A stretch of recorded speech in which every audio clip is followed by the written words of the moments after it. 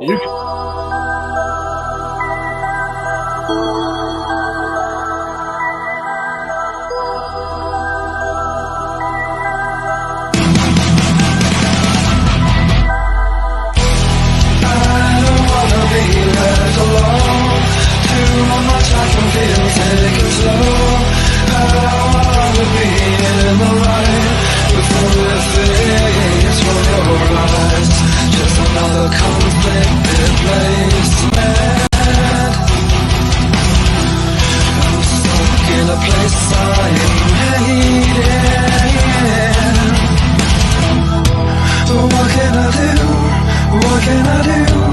What can I do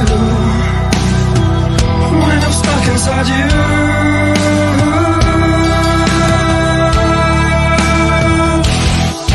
This cell of ice and fire, what blood red death, lost in desire, smell of life. What's up? What's up? What's up? Wednesday night, Tuesday night, Monday. What the fuck night is this? Tuesday? It's Tuesday night. Whole damn enchilada podcast. Rick Polton, Ryan Inman, live and direct. And we will not be live on Thursday. Ryan nor I will be live. If I throw something together tomorrow to air on Thursday during the appropriate time slot, we might do that, but probably not. I probably won't have time to. But we will be. I will be joining Ryan in his weekly October Thursday nights to Cedar Point. So I will not be here. Ryan will not be here. But you guys are welcome to come and just hang out and watch old videos that are on the page, I guess. I don't know. Maybe it could be fun. Maybe we'll rerun this thing. Yeah, maybe. Why not? I'll figure it out. Yeah. So they raised the price for the StreamYard like double. They doubled the price. And all we get for that is a high definition camera. Ooh. That we never got before. Do you notice us looking any different? I don't know, man. I don't know if I want to be in a higher definition than I already am. This is the third week in a row we're in full high def. But nobody's noticed. Well, Second or third week, I don't know, something like that. Oh, we got a comment. We got somebody here. Oh, we're not alone. TJ, H6 producer cut kicks major ass. Yes, it does. I liked it a lot better than the regular one. You look. See, he says we look extra crispy tonight, so maybe you can tell. I don't know, but spend some time in the oven, man. Yeah, I just think that doubling the price, they could have gave you more of a heads up and gave you some more features. If they gave me like what I would like for that money is somebody to teach me how to really use this shit. If they could do that, I'd be in there. Well, I have a little bit more time on my hands now. Maybe I can look at that. Maybe you could figure some stuff out. Yeah. Restream is a cheaper alternative to StreamYard. I will look into that and see how that works. That's crazy. They just, out of the blue, just doubled the price without saying anything. Yeah, if you go to StreamYard on any of their socials, there's 700 comments. Like everybody, like "fuck you, I'm leaving," and we got the lower end plan. We don't got the lowest, and we got the somewhere in the middle. The first one that you pay for. And there's people that their plan was already 50, now it's 100. There's people that were like 150, and theirs is 300. Don't ask me what they get different for that. What are they thinking doing this shit in an election year? Yeah, I don't know, man. I thought everything was supposed to get cheaper right before the election. Maybe. Let's see. St. John's, Michigan Jason, you guys look great. It looks so good. I still haven't seen Ryan St. John, Michigan Jason poster because I think it's still at my house. Yeah, he ain't gave it to me yet, Rob. Yeah, he doesn't live as close as he does, and sometimes I forget things when we're together. But you can I will see you in a couple days, though. Yeah, you can see right over my head, though, right there. You're on the wall there, buddy. Yep. Right on. Yeah, I still haven't completely set up my surroundings down here yet. I'm actually sitting on the edge of my bed. I know. Yeah, you have a desk because I used it. Yeah. And I have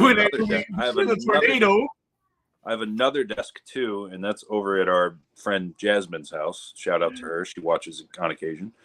Yeah. It's still over in her basement. She's holding on to some of my furniture, and it's the last thing I haven't picked up. Yeah, so you definitely could set some stuff up and have like a normal normal area to do this. You just haven't gotten to it.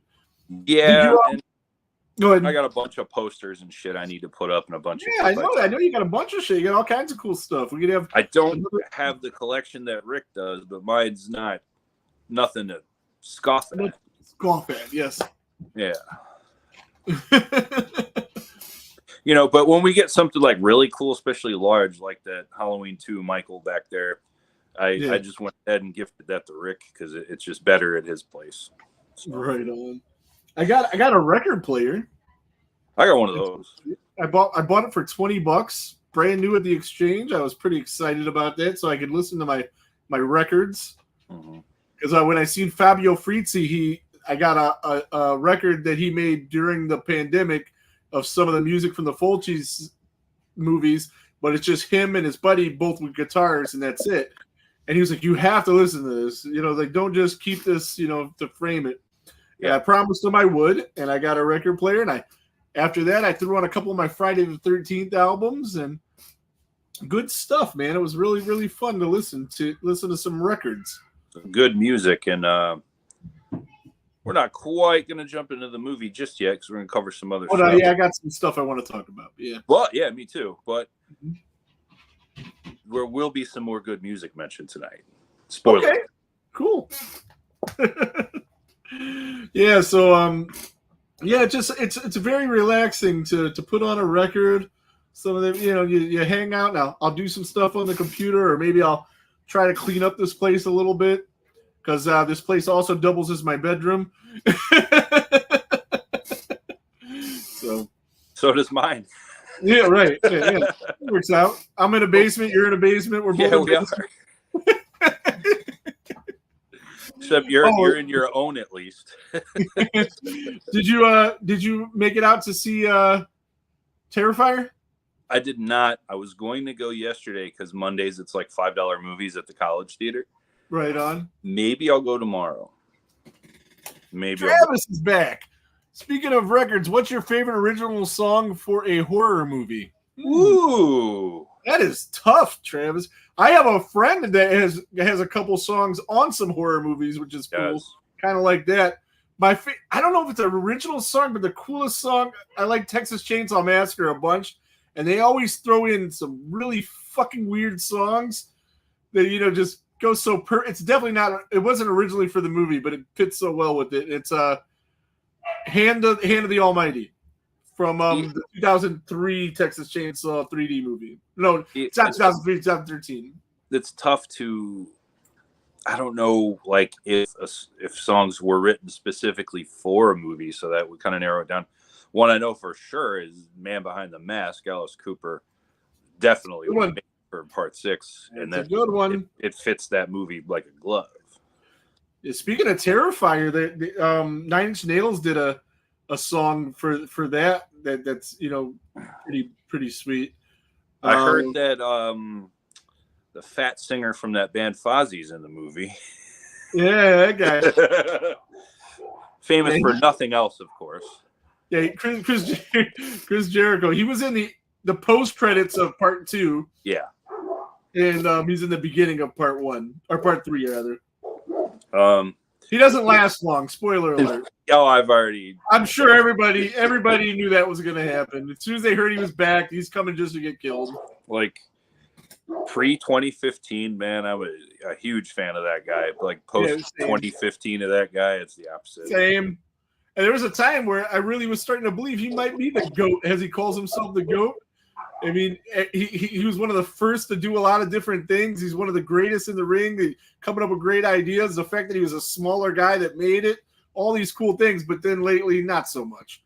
I'm gonna tell you this about him, since we do talk about wrestling a bit on here too. Yeah. But he was just in Terrifier, so he qualified it horror fits the person, topic, especially this week.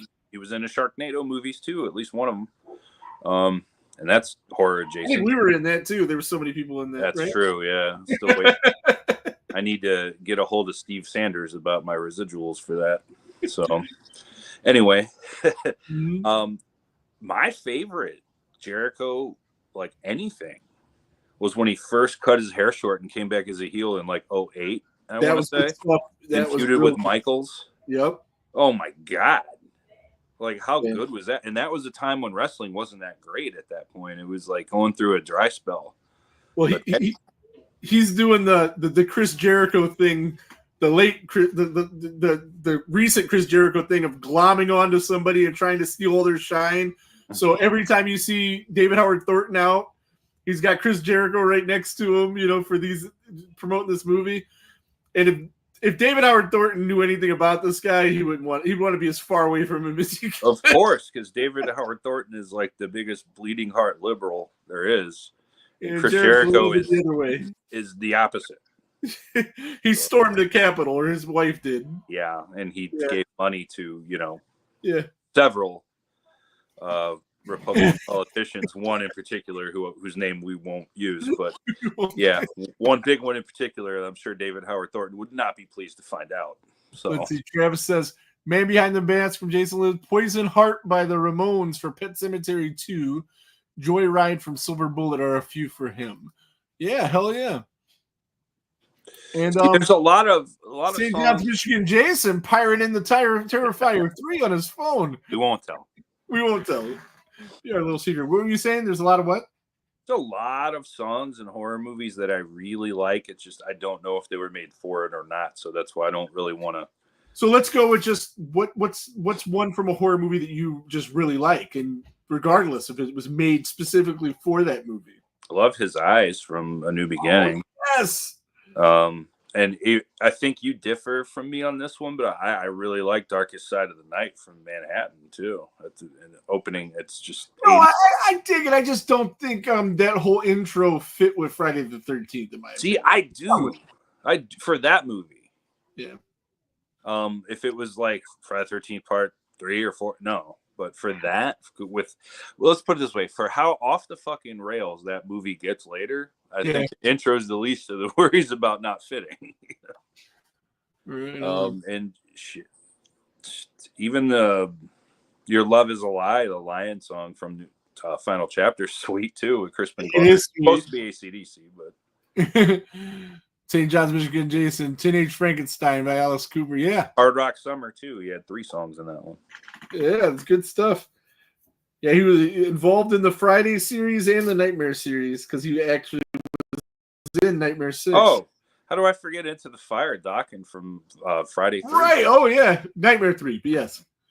Yeah, Nightmare 3. Yeah. Yeah, absolutely. You wearing the shirt, it threw me off there. Freddie Paulton over there. Right on. No, so yeah, I went and seen Terrifier 3 with the wife and kids. And we seen it in the Cinemark XD, which is the giant screen that they use for the free previews. If you ever been to one of those, Valley View, yep. Yeah, and great screen. Oh yeah, it was beautiful. And saw Star Wars on that screen. So Michaela, who this is usually not her cup of tea for sure. No. But she was wide-eyed the whole time and just really painted. She tried to tell me she hated it, but I was reading her face. She didn't hate it. She might have hated the kills, to be honest, because she doesn't like that. But there were elements of the story that I think she really liked, and Ricky, of course, really liked the kills. There was one scene in particular that I was a little bit nervous about. Like they kind of recreate the Exorcist scene with the crucifix. And yes, and I'm like, oh, geez, But they shot it from here down, or here up rather. So the kids, I don't think they picked up what she was doing, and I'm sitting there like, oh god, yeah, because that's just I don't want to have that discussion. So you don't think she would associate because doesn't she like The Exorcist? No, she likes it. It wasn't. It was just the masturbation deal. Oh yeah, I know what you're saying. Yeah, and it wasn't with a crucifix. Oh, okay. But still, kind of the same thing, and it's just like, oh god, I just don't want that to. Yeah, I don't want to have that conversation. But like I said, they shot it from here up, so you really, I mean, if you knew, you knew. But I think I got away with it. I don't think they knew. And there was one sex scene in it, but that was behind fogged glass, so you couldn't really see anything. And Ricky, he won't look at that stuff anyway. He polices himself. Yeah. And for her, I just grabbed her like this real quick, like, all right, I'll hold you down until this goes over. With those movies, you kind of want to watch them first before you let the kids watch them, with those, because they can get pretty extreme. But it wasn't bad. Well, Other than those two scenes, that's the only thing I really cared about them seeing. lucky for me, I don't have kids because I'm only committing to watching that movie one time. So, Right. and if I wasn't an active participant, regular participant in this show, I would watch it no times. But since I am, Did you hate part 2? I did. Okay, you're not gonna like it then. I don't know. I didn't. It's part But- 2 better and shorter. Well, part 2 was fucking long. Yeah, 2.5 hours, man. I watched it. This was 205, but it went quick. I watched part 2 over 2 days. Yeah, I can see why. Yeah. And it wasn't the length for me. I don't know. There's 3-4 hour movies I like. And there sometimes when I start marathoning a TV series, I'll go through a whole season in a day and not realize it. It just, there was a certain scene, it just kind of put me off. And I'm like, I'll come back to this later. Yeah. That was part 2. There was Part 1 I watched in one shot. I think I kind of think you might like this one. I mean, you won't love it, but you might it might get a D to D minus from you. Yeah, okay. There's some elements of it that are good. I don't know. I'm interested to see what you think, but we'll talk about that at that date and time. I went out to Chippewa, made my yearly trip out there. Great place. My cousin and his wife. Oh, it was awesome. The only thing that sucked is whilst we were walking through it, the pig was outside, and I didn't see the pig, so that was upsetting. And I was hoping to catch him outside because I really want to get a picture with the pig. It's awesome. So we did that, and there's something else I wanted to talk about. Yeah. What a great haunt! And I'm not even really a haunted house guy. Mm-hmm. I did enjoy. I enjoyed all that we went to last year, and we went to all of them. Yeah, we went to a bunch. Yeah, but that one in particular, man, like I'm not a haunted house guy at all. I would pay money to go back. Like that's legitimately how much I liked Chippewa. Right on. Hey, Travis, if you're still here, by the way, follow the Facebook page and send me a message on there. I wanted to ask you about something off the air. So follow the Facebook page and send me a message. All right, and it's full damn enchilada without the N on Facebook. Facebook's stupid. Facebook is very stupid. So Cinema Wasteland is coming April 4th, 5th, and 6th, I think. And they released their guest list. And we have 2 friends that are going to be there. Bill Perry's going to be there. Bill Perry, stuntman from Nightmare on Elm Street, among many other things. People are The Fridge himself. Yeah. The Fridge himself. He's going to be there. I'm sorry, the juice box. The juice box, yes. He'll be there, so we're going to hook up with him. And Brett Wagner, who we didn't get to see in Scarefest because when life happened. Got to see Big Swag, man. Big Swag's going to be there, and I talked to him. When he gets closer to the event, he's going to come on the show to talk about it. Yeah. And just catch up with him, and we're going to take him to get tacos and margaritas and tequila and stuff. We're going to bring Bill too then. Yeah, oh yeah, definitely. We're going to hook up. And maybe he'll actually remember his friggin' book this time. Yeah. Oh yeah, I had to remind him. Like, put 2 in your suitcase. So yeah. I get them from you. So that way, if the airlines take your stuff again. Yeah, we've had a lot of guests on this show over the year and a half or so, 2 years going on, I think, something like that. But yeah, 2 cooler guys would be hard to find than those 2.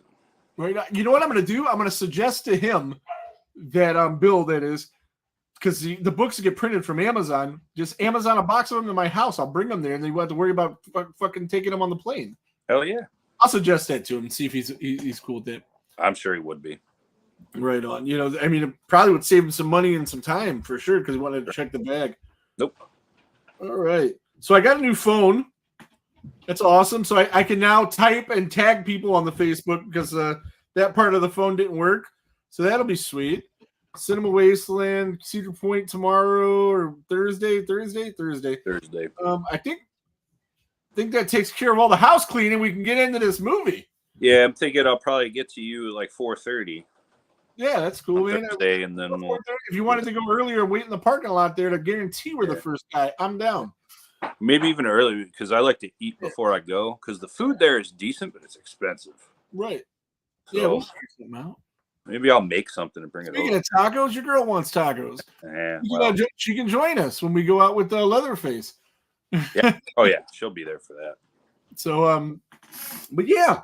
So tonight we're going to be reviewing Halloween Part 6, The Curse. The Curse of Michael Myers. Hold that thought. Hold that thought.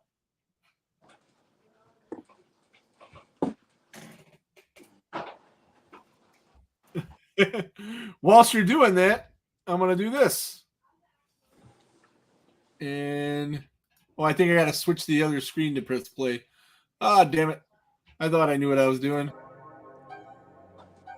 Every legend is based on fact. Every myth is We grounded have in visual truth. aid. For 17 years, the town of Haddonfield, Illinois, To me, has been To me, when you watch haunted this trailer, it looks like a by fan-made night trailer when for a movie that evil isn't roamed the even real. streets, To me. and a madman ruled the night. Everyone knows his name. Now, everyone will know the truth. I knew what he was, but I never knew why.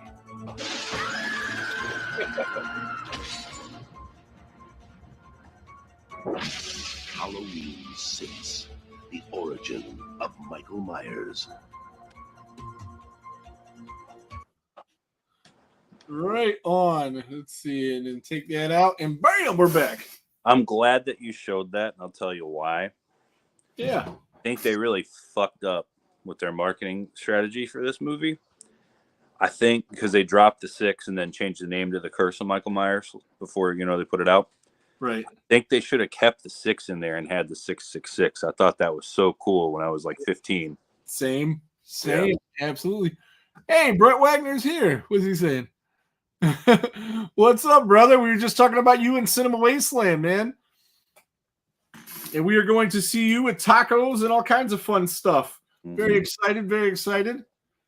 But yeah, so Halloween 6, yeah, that was the trailer. I think that trailer looked like a pieced together fan film trailer. Like not a fan film trailer, but a fan made trailer for a movie that how they do with the movies that aren't even real. Well, that seemed more like the original teaser and not the full trailer. Maybe it was. I don't know. Yeah. I just wanted to do that because we were talking about Halloween 3 and you were talking about something in the trailer. I was like, that'd have been a good idea to have. And I was like, I guess it took me 2 more movies to actually do it because we're on. I think by the time they went full trailer with it, they had changed the name. Oh, yeah. Okay. Yeah, I didn't know. But yeah, so I don't know, man. Like I said, the Friday the 13th movies, they all make sense. And Brett Wagner's with me, man. He says 3 is so good and 6. Of course, he likes 3. Everybody likes 3 now except me. Actually, that's not true. I know a lot of people that can't stand it. But Yeah. Hey, I didn't give it an F. You didn't give it an F. I poked a lot of fucking holes in it, though. You did. You made me drop it a letter grade with some of the stuff you said. I was going to grade it even higher, and I dropped it to like a C, I think, from a B because of your points. I had to take that into consideration. But this that was right. And that was all even taking the Halloween name out of account. Right. Oh yeah, definitely. I didn't hold that against it at all. Right. I did, but yeah, you did. Even if and you did why, and it made sense. Yeah. So Halloween 6, Curse of Michael Myers, 1995. It was $5 million budget. It made $15 million, and it got a 4.7 on IMDb. Not good. Yeah, not very good. No. Directed by Joe Chappelle, who I didn't find too many movies he did, but he did The Godfather of Harlem and The Wire, and you and I are both fans of The Wire. And yes, once you watch The Godfather of Harlem, I'm pretty sure we'll both be fans of that. And he did Phantoms. And like I mentioned to you, just real quick, he not only directed, some episodes of The Wire, he directed the best episode of The Wire, from my opinion and a lot of other people's, and that's Middle Ground from season 3. The penultimate episode of season 3, which means I agree with you on that.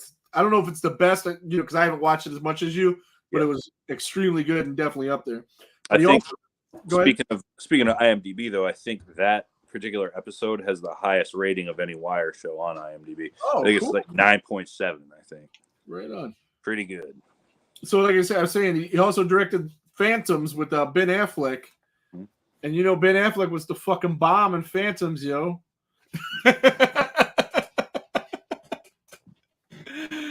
Yeah. All right. Wah, wah, wah. So this was Paul Rudd's movie debut. Oh, that lead actor. I recognize the face. He went on to do some things. Yeah. Pretty okay career, I guess, all things considered. Now he's like the Patricia Arquette of this series, where it's like his debut is in a sequel to a big horror franchise and then blew up and had a big career. Yeah, absolutely. Yeah, it definitely did. So yeah, I think Clueless came out first, but this was filmed first. This was shot first for sure. Yeah. But then it became red tape between production, director, right? Nutty stuff. Yeah. So This was shot in 94. I don't know. I didn't see that. I just put the date it came out. But so you had Paul Rudd, and then you had, of course, Donald Pleasance coming back. And he died during the filming of this. He did. So they had to do some reshoots at the end with his body double. And yeah, so I'm on Instagram as well, Travis, but I don't know if I get notifications that I have messages there. But you can try that. But that you tried just my actual name. I don't think the show has a page on Instagram. I never. Probably should, but Yeah. if my kids would help me run one of the pages over there and promote it, we could do that. But Seems like a lot of work. I can't get them to do anything. So I wrote down the name of all of the Strodes. Mm-hmm. The Strodes that now live in Michael Myers' old house, which really? And the guy appears, he's like a partner in the real estate company, right? The dad? John Strode. John Strode, played by Bradford English. Yeah, Bradford English. Who I didn't find too much for any of them, but I wrote their names down. But he's got a half of a pickup truck in his front yard, garbage all over the place. What kind of freaking hillbillies are these guys? Fucking suburban Illinois, man. None of the other houses look like that. I He's know. that house on the neighborhood where you just wish that, kind of like I am, I guess, that you just wish the guy doesn't live here, because I don't take care of my yard enough and stuff.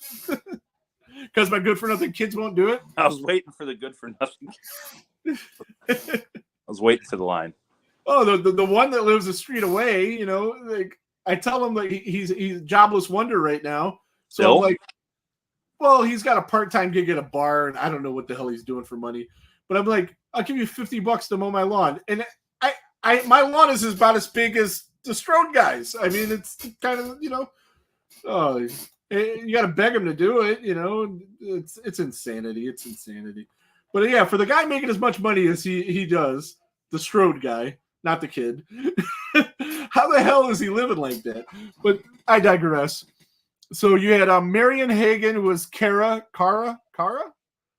Strode, Ken Derby, Kim Darby. Darby, Yes. Darby was Deborah, and the parents, Deborah and John, obviously from John Carpenter and Deborah Hill. Yeah, Deborah Hill. Devin Gardner, Danny. Yeah, the Keith kid. Bogart Boy. was Tim. And I didn't find anything else that these guys did of note. I looked, I got nothing. Well, Kim Darby was quite famous. She looks so familiar, but for what? True Grit with John Wayne. Oh, I never seen that. What? No. It's one of his most known movies. I know. I don't. I've had John Wayne movies on in the background. I've never seen one. Rooster Cogburn. I know about it. The one where he has the eye patch. Yeah, I know. And then what's his name from Big Lebowski was him later. Right? Yeah, in the remake. Yeah. But I didn't see that either. I don't like that guy. Yeah, Kim Darby was the one kidnapped by the Native Americans that John Wayne was out to find and rescue. Right on. Yeah, that's like the thing I most know her for. She was young though in that movie, probably 19 years old. So he says, Mrs. Strode looks like George Lucas, and John Strode looks like Stewart's dad and Beavis and Butthead, who gets the phone stuck in his butt. See, I think John Strode looked and kind of acted like an older Biff Tannen. Yes! Yeah. Yes! I didn't think that until you said it, but I was looking at him like, God, he just kind of... He gets that Biff vibe, the Biff that didn't like learn his lesson back in time. Oh, he was a jerk. Yeah, he was a jerk. Yeah, the Biff from the alternate timeline, just without the money. Yeah. Let me see if I can get this out of But here. man, I'm gonna tell you what, that dude played that role fantastically. He was one of the better actors in it. Yeah, I wanted to punch him through the screen. Then we have Terrence Wynn. Do you know who he was? Terrence Wynn. The Man in Black. Also, Oh yeah. Mitchell Ryan. There you go. Yeah. I didn't write his name down. I was looking it up as I was telling you. See if you knew it, I would stop. Yeah, that's Mitchell Ryan. He was in it's that movie with John Cusack where he's the hitman and goes back. Gross Point Blank. Yeah, and he was also in Liar Liar. Yes, he was. Yeah, he was the Drew Carey Show. yes, and Dharma and Greg. He was Greg's dad in Dharma and Greg. Yeah, he did a little bit of something. Yeah, so he was Jenna Elfman's father-in-law in that show, and coincidentally, Jenna Elfman also played a small role in Grosse Point Blank. She was the one all in traction with the neck brace. So, Hi, Patricia. Patricia's here. Charles Sherrod's here. He says, "You in wait, you in witness protection, Ryan? I mean, Sam."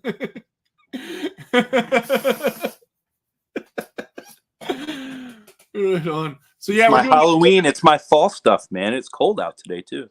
We're doing the show tonight instead of Thursday because we're gonna go. Ryan's gonna take me to Cedar Point for Halloween and do that. Last week I was on Charles Sherrod's show as a guest. We did a watch along of the original Texas Chainsaw. He had something come up, so we couldn't do Texas Chainsaw 3 as well. But we're gonna do that eventually down the road. But I told him like how excited I was to do that because nobody really talks about Texas Chainsaw 3. No. So yeah, definitely pretty excited about that. Was there another something I wanted to get to in there? I don't know. So that's that's not. We're not done with the cast. We have two shapes in this film. I know we had George P. Wilbur back. He came back from part 5, and A. Michael Lerner, and he was George P. Wilbur has got some credits, man. He does. He's like our buddy Bill Perry, man. He was in everything. Lots of Escape from New York, Die Hard, Spider-Man, Biggest Vacation, all kinds of stuff. I've heard of a couple of those. Yeah, and he passed away in 2023. Yeah. And then A. Michael Lerner was in, he was a stuntman guy for Total Recall and Twins. I wonder if he was Arnold's stunt double. Sounds like it. You know, because bigger guy, makes sense. How big was Nick Castle? Do you know? Castle's the shortest. Okay. 5'10", I think. Okay, because he didn't strike me as overly large and intimidating in the original, which made him even more scary. I thought. We didn't know anybody. Anybody. I might have that wrong. He is under 6 foot, Nick Castle, but I think also under 6 foot and slightly shorter than him was Dick Warlock. Okay. Because I know that's another thing I didn't like about Rob Zombie is he made Michael Myers 7, like huge. No, like legit 6'7". Yeah. Yeah. How tall is Kurt Russell? Is he under 6 foot? I don't know. Yeah, because we know Dick Warlock is his guy, right? Yeah. He the stunt double for him all the time. Yeah. So that would make sense if he's under 6 foot. But I'm pretty sure he was the shortest, Dick Warlock. Patricia says in Pittsburgh they have Kennywood, which would be great, not so much. Patricia, I see you were here for the last Cinema Wasteland. This next one's going to be really good. Brett Wagner from Texas Chainsaw is going to be there, as well as Bill Perry and some other cool guests. So hopefully we'll see you out for that. Definitely want to hit Kennywood. Rebecca with that. He's 5'9" for Dick Warlock. That's what I was thinking too. Nice. That library's rubbing off, huh? Yeah, definitely.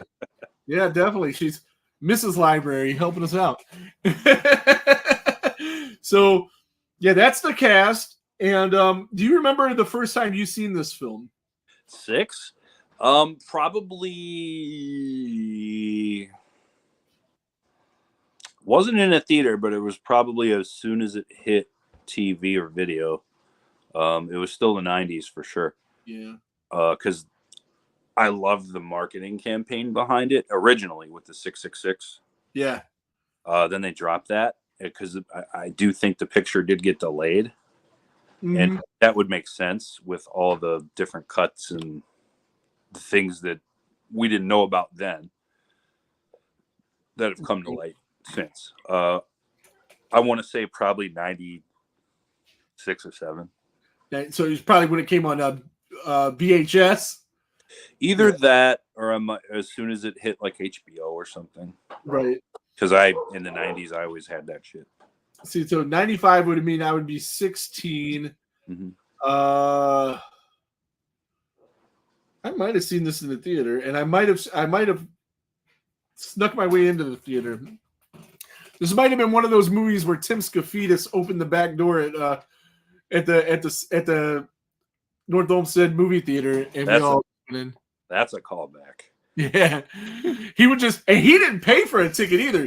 He just walked through the front door like he owned the place, walked to the back door, opened the door. We all walked in 25 deep sometimes and got away with it.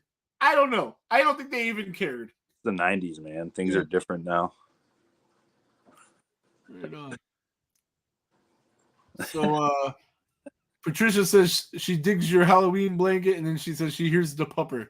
That is on Ryan's end. There's a couple of dogs upstairs that like to do run-ins on our show. It's all Coming good. down here, though, actually, I'm nursing a sick cat right now. So, Oh, that sucks, man. and one of my boys is not feeling so hot. Which one? Don. Oh man. Yeah. Well, hopefully he gets better. He's behind. He's laying behind me right now. He's just. So Patricia, she hasn't been here since the day one. So she wants to know, why is Ryan the library? So the reason Ryan is the library is we had Ken Sagos from Nightmare on Elm Street on, and he loves to talk about old Hollywood because he got out there like a long time ago and was doing like odd jobs and working for different people and meeting like Alfred Hitchcock and things like that. And he was telling a story about, and see, here I go, I forgot her name. What is her name? He was talking about going to dinner at Hitchcock's house And meeting, what was her name? His seamstress. Was it? Yeah, Edith Head. And he was like, but you guys won't know who she is. And Ryan cuts him off because I most certainly know who he is. And it's like, told him who he was. He was like, God damn, man. So he's like, from now on, I'm going to call you the library. And there you go. Well, I hit him with a couple other things too later, but that was the one that really popped him. Yeah, that was. And I knew better because I know Ryan definitely knows old Hollywood, you know, like, and especially Hitchcock. So I think I told him something about Gary Marshall. He didn't know either. Yeah, definitely. So yeah, so that was from a throwback to the Ken Sagos episode, and he Bobby Heckman here. He says the library. Right on. So that was probably the first time I seen the film. I don't obviously know. I do know. I seen the theatrical version first, and I seen the producer's cut later, and then kind of jumbled them all together in my mind, and you kind of don't know which is which after a while. But I think the producer's cut is a better version of the film. It's not super different, like, I don't know, the ending is better.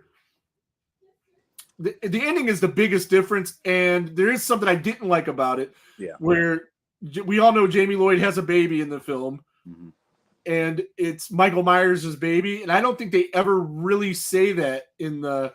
Do they say that in the theatrical cut? Not at all. Or is it just implied?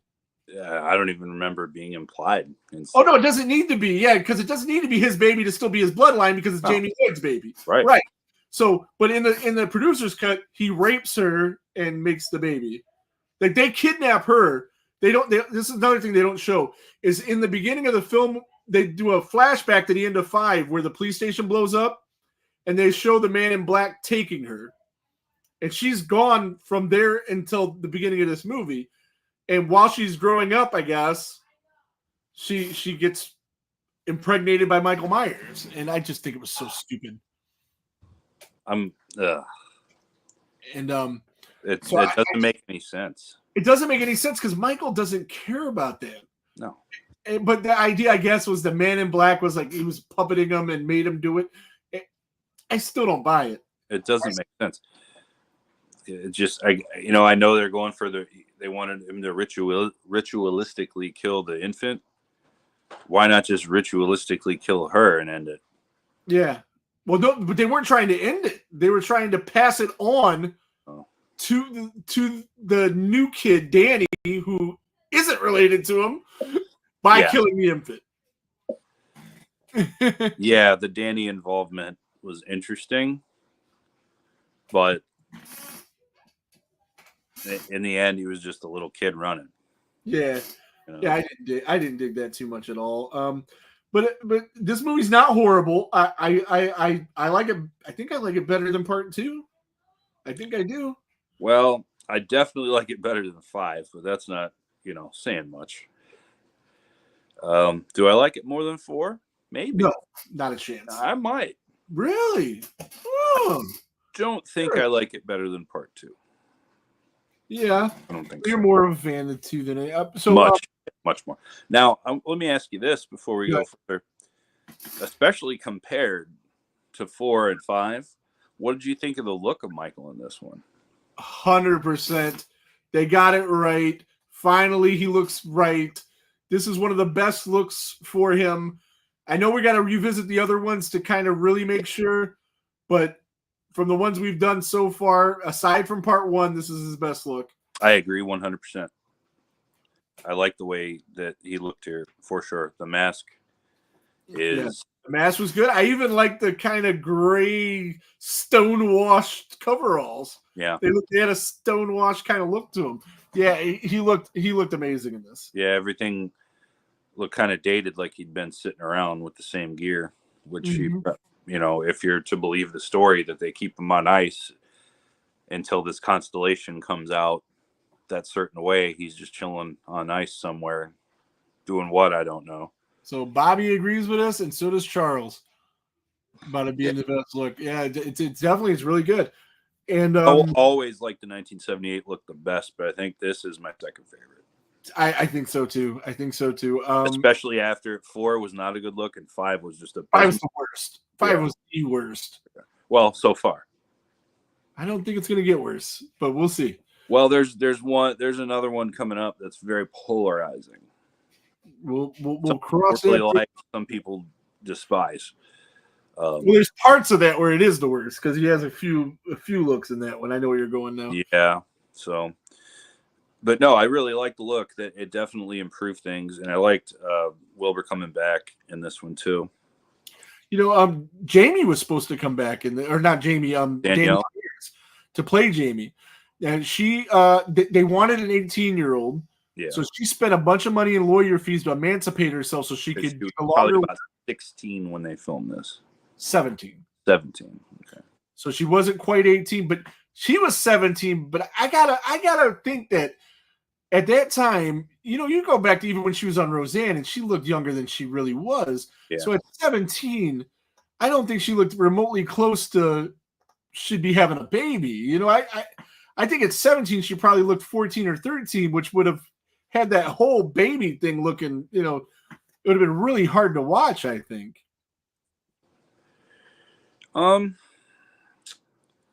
With what the role turned out to be, it doesn't bum me out that it wasn't her. I think if it was her, I think it would have been like real hard to get through. But they offered her $5,000 to make this movie after she went through all of that. So after she spent upwards to $30,000 to do all the legal stuff.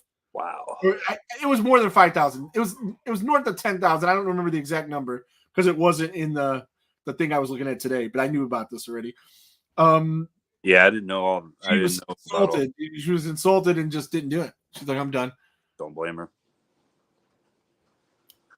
That's All right. insultingly low when you know a movie like this is going to make, like it made $10 million, Yeah, I mean, 100 grand. Can we throw her 100 grand? I mean, whatever.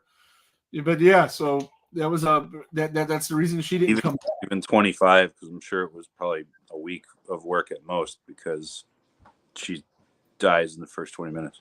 Well, I think originally she was supposed to be in it longer too, because that was the whole idea of getting emancipated so she could work the longer hours.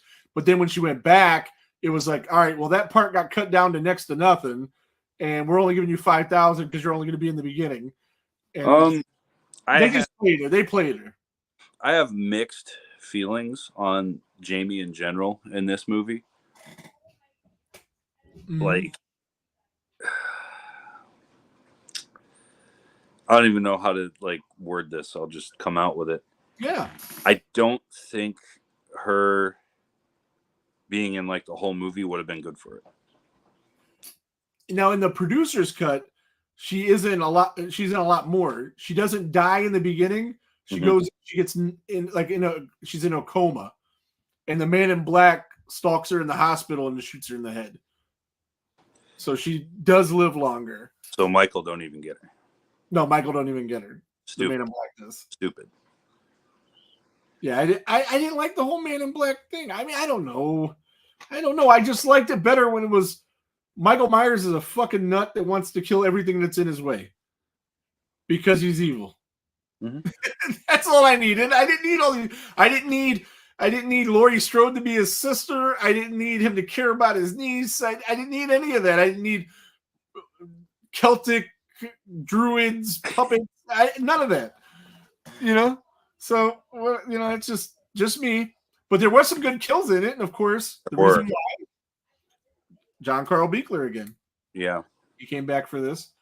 Good kills, and according to what I read, they say the producer's cut had less gore, but I thought I seen some more gore in it, but maybe just different gore. I'm gonna tell you, man. At least up to this point, it definitely was the most brutal of the theatrical Halloween movies.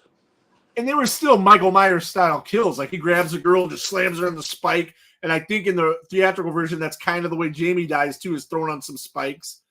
The other girl, the one he hangs up first and he does the head tilts, like a nod to part one too. I like that. Yep, and I liked it when he. I didn't like in part two where he lifts the guy with the scalpel because the scalpel would have broke, but when he does it with the actual kitchen knife that he always used with the dad, who you just wanted to die because he was just such a piece of crap, picks him up and throws him into the electric. That was my favorite kill, the dad. What a great secondary antagonist. Yes, he was a secondary antagonist. What was your favorite kill? Probably Jamie's. Yeah. Because it's pretty gnarly. He puts her through the thing and then acts like he's going to comfort her and then pushes her further into the thing and then starts it up. Yeah. He was she definitely died much better in the theatrical version than she did in the producer's cut. Especially for a character, not an actress, but a character returning for a third film. That'd be like Tommy Jarvis getting got in part 6 instead of, being the final boy. Yeah. It's pretty impactful and you need it to be over the top, like unquestioned. Yeah, she's dead. So since you didn't watch the producer's cut, I'm gonna go through. In the theatrical version, you had Paul Rudd, Tommy Doyle. They drug him and they just beat him with a wrench or something, like a lead pipe. Yeah, and then that's how Michael dies temporarily. And in the producer's cut, he has these ruins that are like magic ruins and throws. It makes it sound so stupid, but I honestly, it's better. It's better, and I'm not making my case at all. He throws these ruins on the floor, and Michael can't go anymore because these ruins won't let him pass. You got to see it, I guess. I don't know. I just said it out loud, and it just sounds so fucking stupid.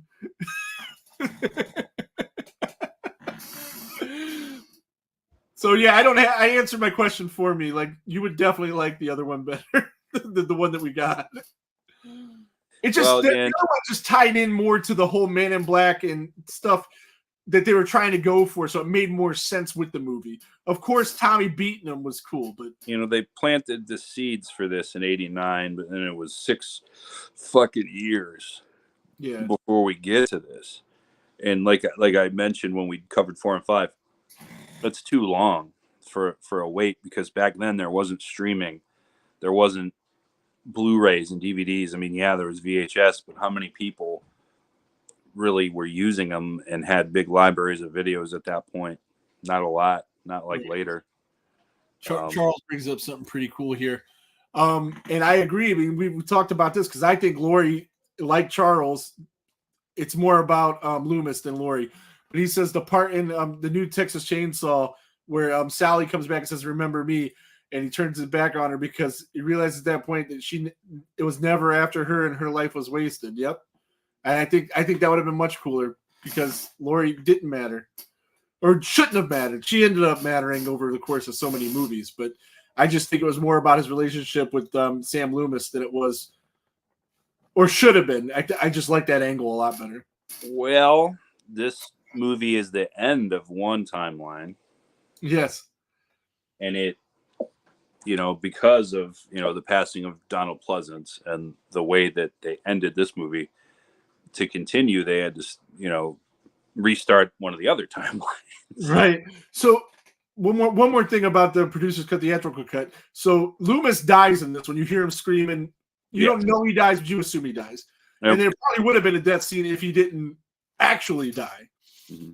In the other one, they pass the curse on to Loomis, and he's now the guardian of Michael Myers. He gets the tattoo thing. I have read that. Okay. So, so in that one he doesn't actually die. But yeah, so that's it in a nutshell. I mean, kind of got more into this than we have been most of these movies, and we still haven't done your top 5 and bottom 5. But. Well, there's a lot more to this onion when you peel the layers than there are in 5 or 4. Mm-hmm.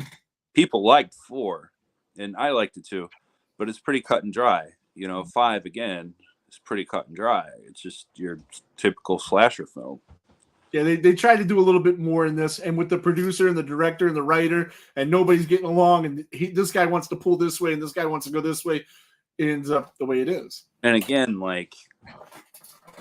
this one's more nuanced, maybe not for the right reasons, but it still is. And I'm going to actually give my bottom number 5 and my top number 5 together, and then go 4 and 4. Okay. Before I really delve, I'm not going to go 5 and 5. I'm going to go 5 and, you know what I mean. I don't really, but go ahead. Okay. I didn't pay attention. I was zoning off.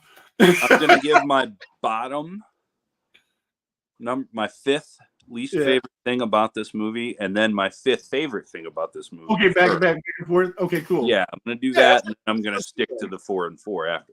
Oh, okay. My 5th favorite thing about this movie, fifth favorite thing, was the idea of the cult and the reason behind Michael Myers. My 5th least favorite thing about this movie was the execution of the cult and the reason behind Michael Myers. And I agree 100%. There you go. And and again, I think it has a lot to do with the writer, director, producer, just not being able to get on the same page. But they had something there. And it could have been really good, and it just wasn't. I agree, obviously, because I like that they were going for it. I just don't like how they got there. Mm-hmm. And the producer's cut, with the way you described it, as Michael as daddy, that would have been worse. That part I really didn't like, but everything else was okay. Everything else about it was it. Now, I will. It was better. It just made more sense to me. I will say this, and this is going back 20 some years, when the internet was not new, but newly populated with a lot of people. Mm-hmm. I did once read a script for this, and I don't know if it was the original script or not, but it was pretty damn good. And it didn't go off the rails where Michael Myers impregnated Jamie Lloyd, but it was more detailed and longer for sure than what the theatrical version was. And I think that it tried to make more sense of everything. I don't know. But again, this was 25 years ago. So anyway, I'm going to do my bottom 4 now. Before that, though, there was a Halloween film, and I think it was this one, where Quentin Tarantino either wrote a script or wrote a treatment for. And I don't know if that's the script and or treatment you're talking about. Maybe the timeline adds up because before this one was 89 and he was an unknown. Yeah. 95, probably filmed in 94. Yeah. Probably scripts getting shot 92, 93. But yeah, it might have been. Yeah. There was, and it was bonkers. It was like took place on a train, and like I don't remember any of that. Okay, yeah, it's interesting, but it's definitely Quentin. Well, just Tarantino Halloween, and you'll be able to read about it. Well, Peter Jackson's Nightmare on Elm Street would have been the greatest thing ever, though. So. Peter Jackson, as a matter of fact, was one of the directors considered for this. Yeah, well, again, I like Joe Chappelle, but Peter Jackson might have been better for this job. Yeah. So yeah, my bottom four least favorite things about Halloween: The Curse of Michael Myers, aka Part 6. Number 4, and I understand why they did it, but it doesn't mean I gotta like it. They shoehorned in the Loomis death in the last 30 seconds. I get why they did it, but I don't like it. What would you have done different? I would have just not done it at all. He would have just lived on? That, or if you did another sequel without a minute, you would explain that he died, or just put that in there. Kind of like how they killed Jamie Lee Curtis in 4. Right, okay. I just had too much respect for the character for him just to have an off-screen death like that. But I get why they did it. But I don't like it. You don't have to like it. No, I don't gotta like it. I understand. But I don't like it. All right. My number 3 least favorite thing about this movie is making Tommy Doyle look like a peeping Tom in that scene so much, but then he becomes the person you want to root for. It was weird. Well, because they thought that too. They thought he was like a peeping Tom, but he wasn't really watching the girl. He was watching the house. Right, but you make him appear to be that way though, in the way he just kind of and she's in various states of undress. It makes him kind of creepy. But then you're supposed to root for him. I don't like it. Yeah, I didn't have a problem with that. I think it was trying to show you one way and then the other way, and that was okay. It's just that whole. He redeems himself later, but that's not a good way to introduce. That's not a good way to introduce a protagonist. That's all I'm saying. All right. My number 2 least favorite thing, we were talking about this, was the dragged out Jamie Lloyd intro. I know they cut to other things and then cut back to her. If you're gonna kill her quick, do it quicker than 20 minutes. If you're gonna kill her, an hour and a half movie. Yeah. I looked at it too. She dies like 19 and a half minutes into this fucker. Yeah. I think 10 minutes. Tops. Yeah. Just like, it's like they took a page from Friday the 13th Part 2, which is one of the only things I don't like about that one, was that intro goes on and on forever. And this one goes even longer, and they cut away and come back. I think twice. But yeah, it was just too long. Well, it's even longer in the producer's cut because they show footage of Danielle Harris. See, I'm starting to think like I would really not like this producer's cut that everybody loves so much. So, and my number one least favorite thing about Halloween: The Curse of Michael Myers. And this is just a personal thing for me because I was, especially during that era, such a Howard Stern fan. I hated that fucking DJ. It was such a cheap imitation knockoff trying to go for Howard Stern. You know why, right? Because he was so popular. I don't know. No, it's because he was supposed to. They offered him the role and he turned it down. Oh well, he didn't really do movies. It was written for him. Yeah. He was like, I got time for this. No. Why would he? Yeah. He don't leave New York, especially back then. What's he gonna do? Fly out and do this shit and get killed by Michael? No. No, but I hated that character. I hated it. It was clearly a Howard Stern ripoff. See, I didn't even know that they offered him this thing. He's never talked about it on the show, as far as I know. Of course he didn't, because why? This movie? No, I guess he's talked about Man of the Year a lot. Yeah. Which, you know, Robin Williams, that movie Man of the Year, Oh, I don't, but yeah. that was written for Howard Stern. Oh, right on. Wow. But And I mean, he better came movie. close. He came close to taking that role. You see, he's talking about that because it's a better movie. Of course it is. Not a good movie. That, and he would have been the lead in it. Yeah. You know, and it became a successful movie. But Robin Williams was great in it, though. So, but yeah, I was such a huge Stern fan growing up. But this is like the era too, where I was listening to him every morning. Yeah, me too. I like him a lot. Oh yeah, his movie, you know, where he was himself, Private Parts, that was good stuff. That's why they offered him Man of the Year. Yeah, I bet. They enjoyed him so much in it, you know. Yeah. But yeah, hated that character. If you can't get Howard Stern to do it, just change the role. So yeah, on to my things I liked. All right. My top 4, because I already gave 5. Yeah. My top 4 things I liked about Halloween: The Curse of Michael Myers. I Number know 4. We'll see where it's at, but go ahead. Number 4 is Bradford English as John Strode. Dude played a very good Dick. Like, very convincing. He's probably, for this particular movie, the best performance in it. Except for maybe one. But we'll get there. I agree.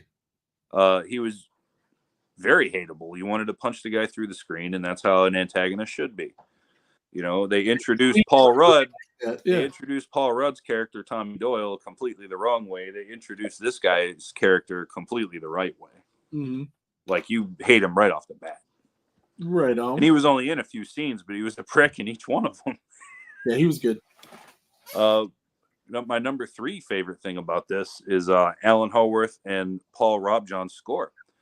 The collaboration between the two. And I think this is the best score besides the original. So far, I'll have to agree with you. Mm-hmm. Again, we're going to have to, rewatch these other ones because sometimes you think something's good and then you watch it again later and it's not. But well, Haworth was a big collaborator of Carpenter directly. They did many scores. So that makes sense. One of my favorite Carpenter scores is Christine, and he was his assistant on that. Okay. Love the score to Christine. If I haven't really said that a million times before. Probably my second favorite Carpenter score besides 78 Halloween is Christine. And I love the score in this. It calls back a lot to the original, but even the parts that are written newly for this gives it a nice vibe. And we're in the 90s here. It's like there's another Halloween movie that comes out in the 90s, but it doesn't have the 90s feel that this one does. Because this is right smack dab in the middle of the decade. And I just thought that other one has that 90s feel in a bad way. Yes, but there's other good things about it. We'll get to that. This one has like what the 90s really was. Mm-hmm. That one has like a 90s movie feel. This all one really were the same. And before I get to my top 2, just while we're talking about that, the feel and vibe, this one also felt like it was really fall too, watching it. Like it was the only one ever filmed during the fall. Makes sense. It actually felt like you're really in that fall vibe, I didn't happen to see where they shot it, but I have no idea. But wherever they did, I liked it. It was definitely fall. Just like the whole vibe. My number 2 favorite thing about this is George P. Wilbur as the Shape in this. I think he's absolutely brutal, and it's my favorite portrayal of Michael Myers besides 1978. Mm-hmm. This is like the Ted White-esque Michael Myers, where he's just aggressive. He plans ahead and plots a little bit around, and is a little sneaky, like in 4 and 5, but more straightforward and to the point. But he's not sitting down in a chair pretending to be somebody else, or giving somebody a ride. He's not giving somebody a ride to the store for fucking cigarettes in this one. Yeah. So no, that's not happening here. Yeah, he's not doing things that are out of characteristic for him. He's programmed by this cult. This is your job, and he's taking that job seriously. Whether you like the implementation of the cult or not, he's doing what he's supposed to do. And again, the look helped a lot too, because he looked scary as fuck. Yeah. Whereas in the last 2, look kind of goofy. So, but George Wilbur is the Shape. My second favorite Michael Myers, besides Nick Castle. There you go. And my number one favorite thing about this movie, and it's weird because we were asked this question earlier and I didn't want to give it away.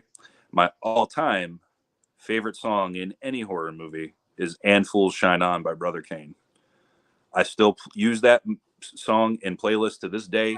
I have since I first heard it in 1995 on the radio. For 30 years almost, this song has been in heavy rotation on all my playlists. I've had the album called Seeds that it's on my whole life. I love this song. I love the song. It's very deep.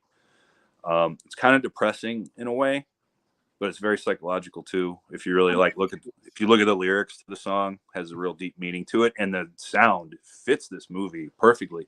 And we hear it twice. It's not just at the closing credits too, right as we see of Donald Pleasance, the dun, dun, that riff hits. It's also played in the middle of the film. And I love the song. It's my favorite song ever in a horror film. Right on. So that's why I couldn't answer it earlier, because I was going to get to it now. Right on. And I'm going to make sure on Thursday I'll make a playlist for the trip. It will be on there. There you go. Hell yeah. Definitely good stuff. All right. So you want to grade this first? You want me to grade this first? How do we do this? We got to grade it. You can. All right. So with this film, we're going to rank all of them and put them all in order. Okay. But right now I'm going to give what I think it was as a film, how it was produced, directed, acted. And I'm going to have it like when we did the Friday films, when I ranked them, they were in order of the grade. That just was a coincidence, though. Like if I ranked the movie a D, it was one of the last movies. I wrote an A, it was in the front. This movie's going to get a lower grade than it is going to get a ranking because I do like the movie personally better than some of the other ones. But there was so much wrong with it because of the director, the producer fighting each other, writer, this, that, and the other thing, that I can't give it a decent grade because there was just so much technically wrong with the film. So I am going to give this movie a D. But I like it a lot better than a D. I can't really argue with it. A lot of people hate this movie, and I get it. I like it. I like it too. Yeah, I like it a lot. Yeah. I think I've been pretty vocal about that in the past when people mention like underrated horror movies. This one usually makes the list because it's pretty universally disliked as far as I know. Right. Again, and even the people that like the producer's cut, they just like it better than this. They don't like that either.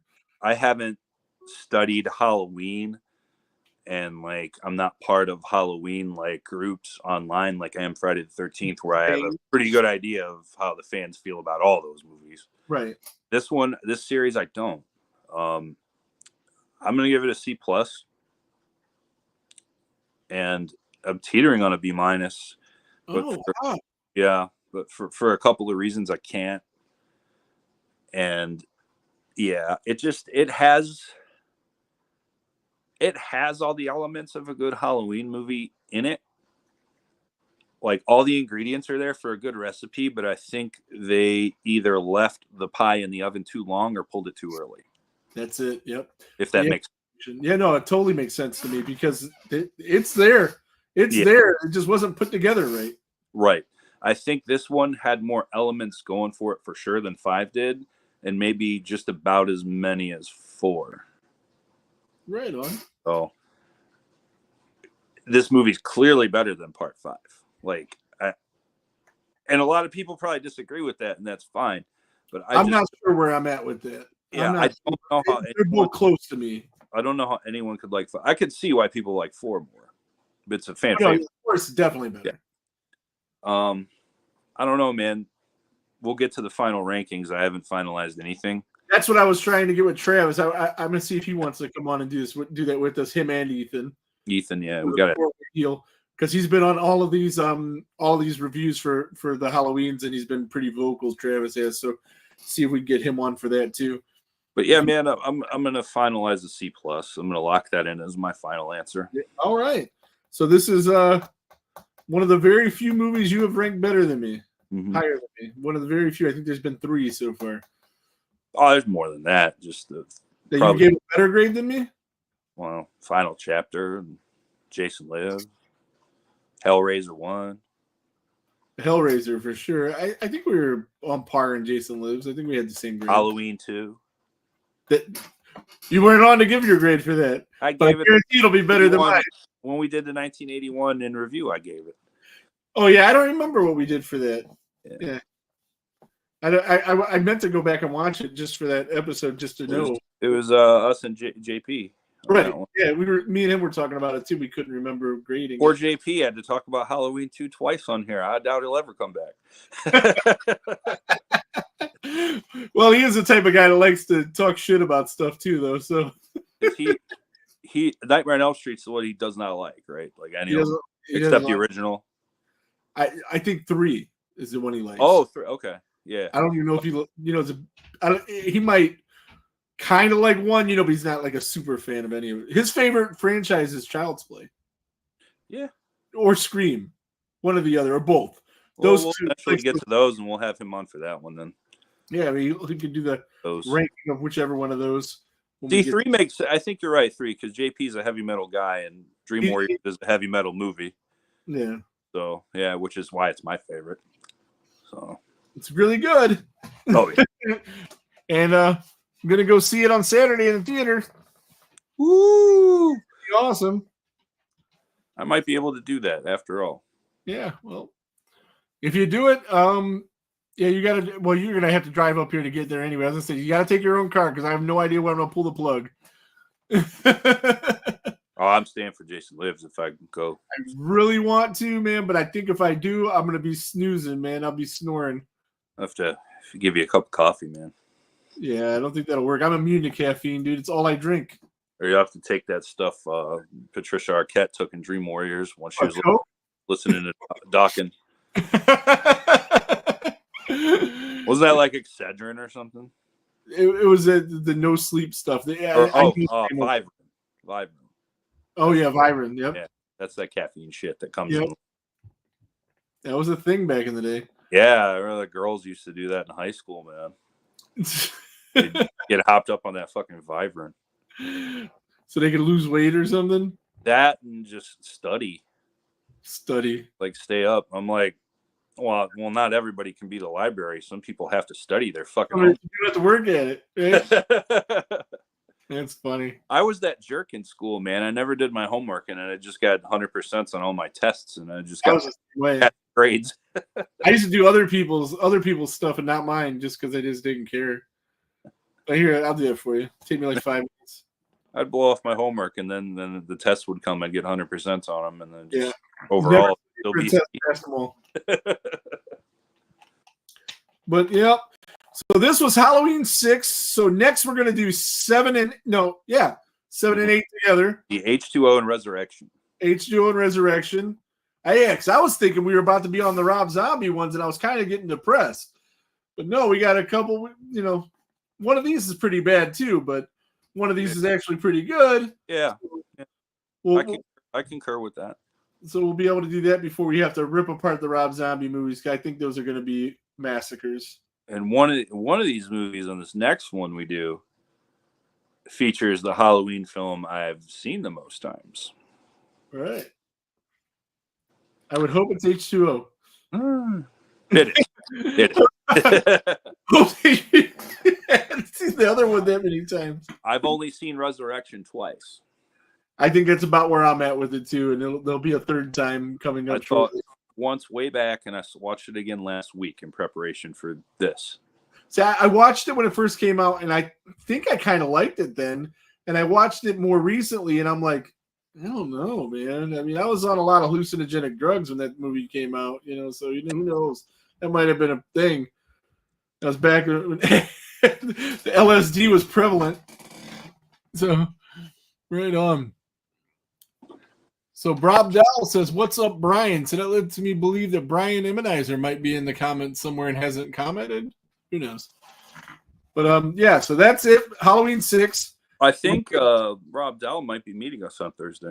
Yeah, he said he's going to be there. He said he's going to be parked near the front. I said we're going to try to be one of the first ones there, if not the first one.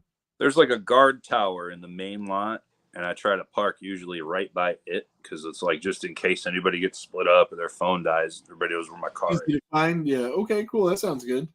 That's what I typically do. But we're gonna be at Cedar Point on Thursday, so no live show. We'll come back next week with a live show. I don't know what we're gonna do yet. We're gonna sometime in the next week. We're gonna do 7 and 8, and then we're gonna do the Halloween, the Rob Zombie Halloweens, and then the final trilogy. So we have 3 more of these to do, 3 more shows to do before we do the ultimate ranking, where we're gonna have Ethan on for sure because he already agreed to it, and we're gonna try to get Travis, who's in the comments all night, to come on with us too. So if not, maybe we'll get another person, but we're going to try to have 4 like we did for the Friday the 13th rankings. Oh, yeah. He says his black van has St. John's, Michigan Jason on it. You can't miss it. All right. Yeah, we'll definitely be looking for you. You wouldn't be able to miss Rick's car either, but mine's the one going to be there. So. Yeah. Right on. Yeah, so I'm going to have to drive with somebody. That's going to be weird, being in the car for an hour and not driving. Haven't done that in years. Yeah. Be kind of weird me driving you around, huh? Yeah, as I'm saying, like, hey, I've driven several people out there now that I never took them on trips before, and they're just like, it's kind of weird. And then like it's like weird at first, and they see, oh, you can actually drive, and then they're like, oh, I could get used to this shit. Right on. Oh, I like driving now, man. I used to hate it. Well, then that's the thing. Guys like us that didn't drive until later, in life. Like I've only been driving for 10 years. Yeah. Which is a lot less. Chris for what, about 6 or 7? He got his license like right after mine. Because I was his driver like when he had his temps, so I'd take him around. And then Aaron got his license right before that. So all 3 of us got our license right at the same time about 10 years ago. But maybe we all should have just lived in New York or something. Where we wouldn't have cars anyway. Oh, it sucks so bad. The payment for the car, the insurance, the gas, the upkeep. Jesus Christ. $1.50 gets you anywhere in the subway within 5 minutes. So. Well, right on. Like I said, that was Halloween 6. We're gonna do 7 and 8 soon. You got anything else you want to add to this before we get the hell out of here? No, I'm looking forward to getting your ass on some scary ass coasters on Thursday. Yeah, I haven't done that in at least 10 years. Oh, there's just some new ones though, man. There's 3 that I haven't ridden. I just looked. Steel Vengeance for sure. Val Raven, Steel Vengeance, and Gatekeeper. Oh, those are 3 of my favorites right there. So those are the 3 I really want to focus on the haunted houses, but those are the 3 I want to do. So we'll see how it goes. There's 6 that I always do, and those are 3 of the 6. Mm-hmm. And on Thursday it'll be pretty easy to hit them all, because they don't do the haunt shit until 8 anyway. Oh, okay. When you get there right at 6, we'll probably be done with at least 4, if not 5 of them by then. Right on. The 2, Maverick and Steel Vengeance, are both right by each other towards the back where all the haunt stuff is anyway. Cool. So that's the plan. We'll knock the ones in the front out first, and then head to the back and hit those, and then hit a few haunts. And if there's time, double up on some rides. So, yeah, because I love, like, my thing, I always ride the Raptor first because it's right there. That was my favorite growing up. I lost my sister on that ride when we were little because she was this much too short to ride at Misty. No. And my job, Cedar Point Day, we're all excited. We get there. My job was to watch Misty and make sure nothing happened to her because she was my dad's favorite. She's like Michaela to my dad. So we get there and we get in the line, and because it's right there, so it's the first ride we ride. Right there, yeah. And she can't get on it, but I'm dying to ride this thing because it was brand new. So I think it was the first year it was out. And I'm like, you're sitting here and waiting for me to get in with this ride. She says, okay, I will. I get off the ride. She's gone. And I had to spend my whole day trying to track her down without my dad finding me or her. So and he was a giant guy, man. He was 6'4", about 400 pounds. So you could spot him from like forever away. And he's not riding anything. He's just walking around the park. And like I'd peep him from like, down like a couple hundred yards away, like had to dip down the cut. I didn't get caught though. I don't remember how it actually ended up. Funny thing though, we went to Blossom to see Rob Zombie, ironically, and Alice Cooper, and she went with me. and I had to go grab something for her. And I was like, you sit here and wait. And I swear to motherfucking Christ, if you're not here when I get back. And she's like, I'm 40. I'm not going to do that again. It's so funny. Because she was what, like 10? Oh, yeah. She was, less than 10. Yeah. You said it opened in 94? 94 was the first year of the Raptor. I was 15. She was 11 or 12, actually. Yeah. Because 40, I'm 45. She was 10. Yeah. She was 10. Yeah, because this year when you go, you'll see on the things it's the 30th anniversary of the Raptor. Yeah. Yeah, she was definitely 10 because she's 40 now. Yeah, I love that one, man. It's still one of the older ones that holds up. Oh, yeah. We're right on. So, yeah, that's it for tonight. And we will see you guys in 2 weeks. Well, before then, we'll pop in with another Halloween review. And then we'll be back not this Thursday, but next Thursday. But thanks, everybody, for coming and commenting. Appreciate it on short notice. You know, we even had Leatherface in the comments again. That was pretty fucking cool. Mm-hmm. I mean, what other podcast can say that? Yeah, Leatherface talking about Michael Myers. Yeah, I mean, you know, we got that. But, yeah, so we're going to get out of here, man. You got anything else you want to add before we go? Man, I'll see you in a couple days. And everybody take her sleazy on Thursday and go to Cedar Point. Find us. Track us down. Mm-hmm.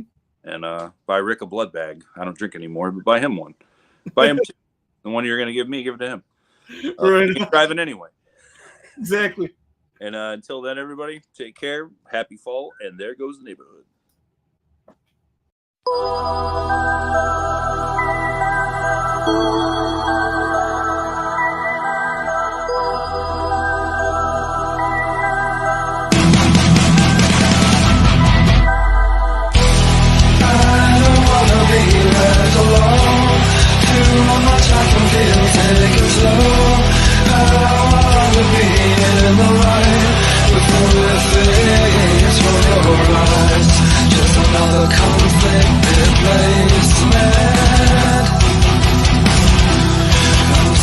In a place I